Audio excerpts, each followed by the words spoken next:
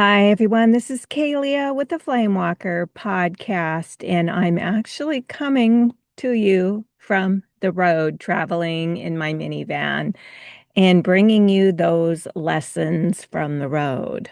And my journey took me to a friend's farm where there was a summer solstice event that I was very excited to attend. Although the event was lovely and I connected with old and new friends, there was one person in particular, there's always one, who really triggered me. And I needed to go deeper and explore and understand what was going on within me. It's so interesting to observe ourselves being triggered and find the inner courage to go down the rabbit hole of self exploration to understand what's really going on. The tendency is to simply dislike that person or conclude that that person has it out for you or doesn't like you. And that might be true. You might remind them of somebody that triggers them or that they've had a struggle with, or they're simply dealing with their own wounds. Or it may not have anything to do with you at all. And it seems like it does.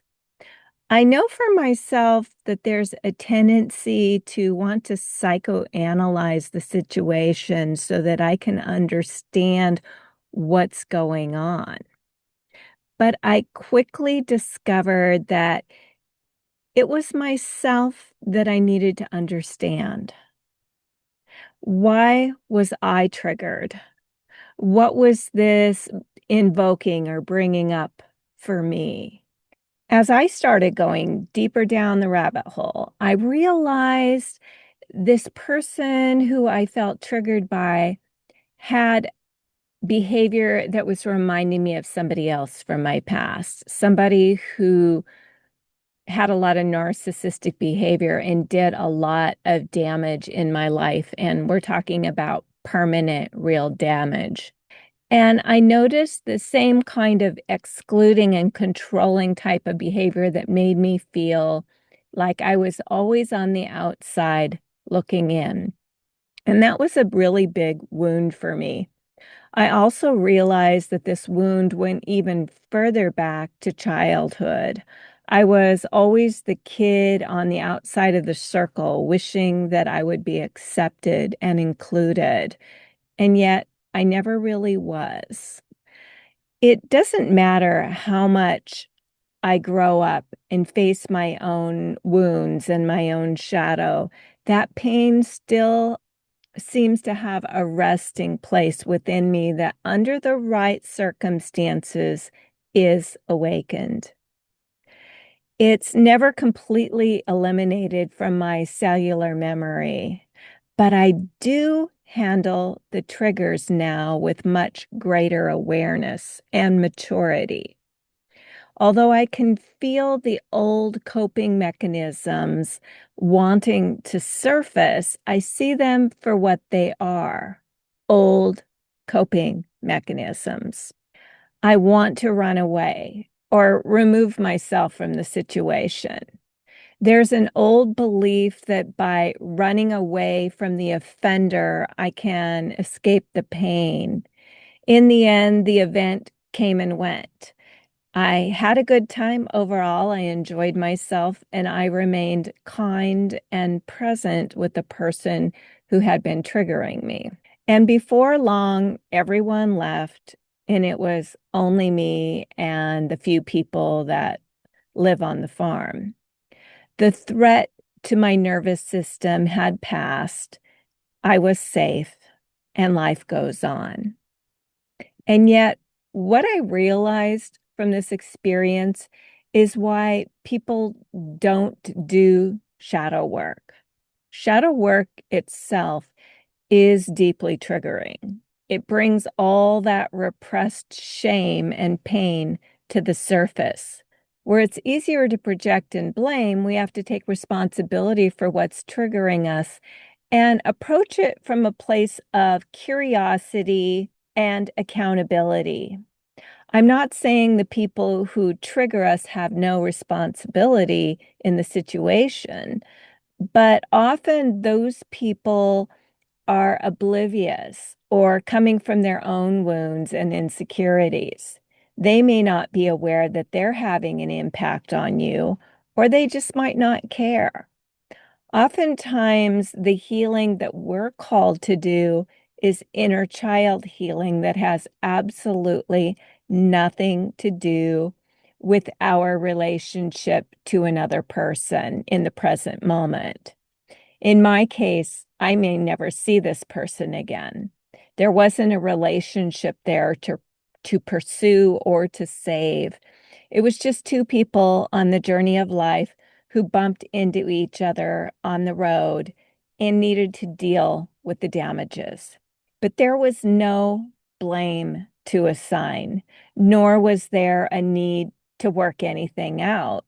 My feelings of unworthiness were triggered. Why was I not enough to be accepted and included? My inner guidance reminded me that in times like this, I need to be careful not to abandon or exclude myself. I felt very connected to most of the people there. It's that old wound that was triggered in me that asks the question, what's wrong with me? Why don't they like me? Did I do or say something wrong? This kind of questioning can be maddening. Whenever we're left wondering what we said or did that caused somebody to behave the way that they're behaving towards us, we need to really dial it back because it isn't our job to figure other people out. When someone is cold or distant or aloof or avoidant towards me, it isn't my job to figure out why. That is the old coping mechanism that says if I can figure out what I said or did wrong, I can fix it and solve the problem. But many of us have discovered, especially where narcissism and other cluster B personality disorder traits are involved, that it has nothing to do with you. You're not to blame for how someone else shows up or acts towards you. If you show up and you're kind and you're caring and you're engaging, and another person seems to be judging you or finding fault with you, or even just behaving in such a way where you realize that any kind of real connection is impossible, then just move on. Distance yourself. Don't try and seek attention or approval from the one who is unwelcoming. Trying to get attention, validation, and approval from one who cannot give it for whatever reason is old wound energy. It may come from feeling like an outcast in your own family, your family of origin, or being excluded in school because you don't fit into the norm, or you have a group of friends who don't invite you to something that they're all doing together, or you have a relationship with a person who gives everyone else positive attention but you. These kinds of wounds run deep because they trigger our feelings of unworthiness, shame, and inadequacy. As children, we conclude that there must be something wrong with us. We're unlikable or unwanted because of some flaw in us.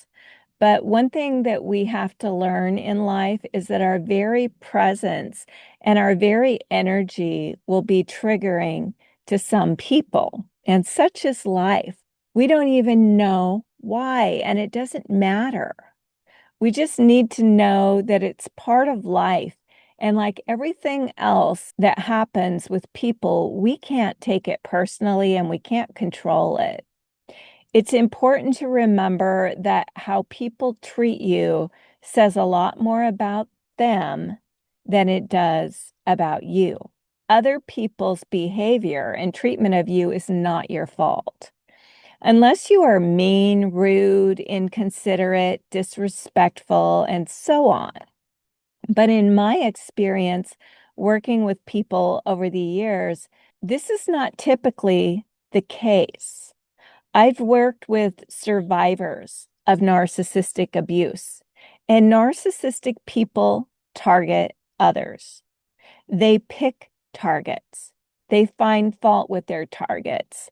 And there are a lot of reasons for it. Maybe they can't control you. Maybe you're sensitive and can see too deeply into them and they don't want to be seen. Maybe it's just an energy. Maybe you're very strong and confident and therefore intimidating to them on some level. Maybe they're judging you based on something that somebody else said. Maybe they're jealous or envious of you for some reason that you may not be able to understand. Or maybe you remind them of someone who they had issues with in the past. But what we learn about how to deal with a narcissist or anyone for that matter who targets you or avoids you for any reason, it's not for you to figure out why. It really isn't your problem, even though it feels like it is. Sure, if you have to be around someone on a regular basis, that person might be a coworker or a neighbor or a friend of a friend or even a family member. You can't always just walk away, but you can learn the art of disengagement. You can search your own shadow to see where you might still be seeking after connection or approval from someone who cannot offer it. Or if that person is truly targeting you, making up stories about you, trying to turn others against you, trying to get you fired from your job or kicked out of a group, you have your work cut out for you. It isn't easy to deal with this degree of hateful cruelty and manipulation, but it still isn't about you. It's about what you are triggering for them. They are likely trying to manage their own feelings of inferiority or worthlessness. We often forget that narcissistic people seem to be strong because they can be so destructive. But underneath it, they're very insecure. They often feel utterly worthless and they feel bigger by making others feel small. And it's also important to remember that we live in a largely narcissistic society where there's a spectrum of narcissistic behavior ranging from mild to severe. And the opposite of narcissism, which has its roots in lack of empathy, is the energetically sensitive people who can be empathetic to a fault. The more narcissistic a person is, the more unaware they are of just how much their behavior can be hurtful and damaging to others. They can't feel for others. They can't feel the effects of their own cruelty and heartlessness. But those with very high levels of empathy feel everything. They feel the pain of the cruelty and destruction coming from others in their orbit. They often offer understanding, care, and forgiveness to those whose behavior has been very hurtful, only to have that person hurt them yet again. And this is why it's important that we understand narcissistic behavior, because the higher someone is on the spectrum of narcissism, the less they care about you and the effect their behavior has on you. They may not understand their own behavior, but you can. You can develop the understanding that these kinds of people are not friends.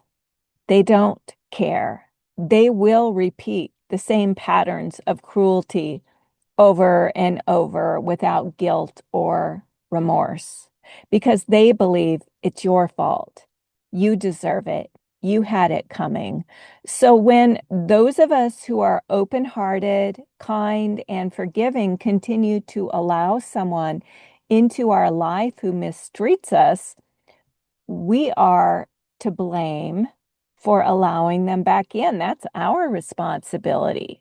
It's our job to take care of ourselves, to do our shadow work, to understand our own triggers, and in many cases, remove ourselves from toxic and unnurturing environments.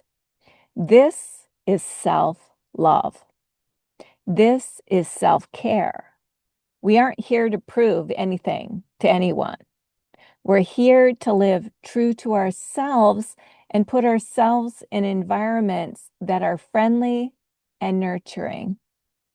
Shadow work can be challenging for sure, because we have to really sit with our deepest wounds and feel the pain of those wounds.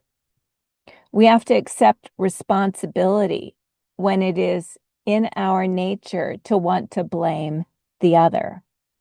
We often want to make the other wrong or bad so we can feel right and good.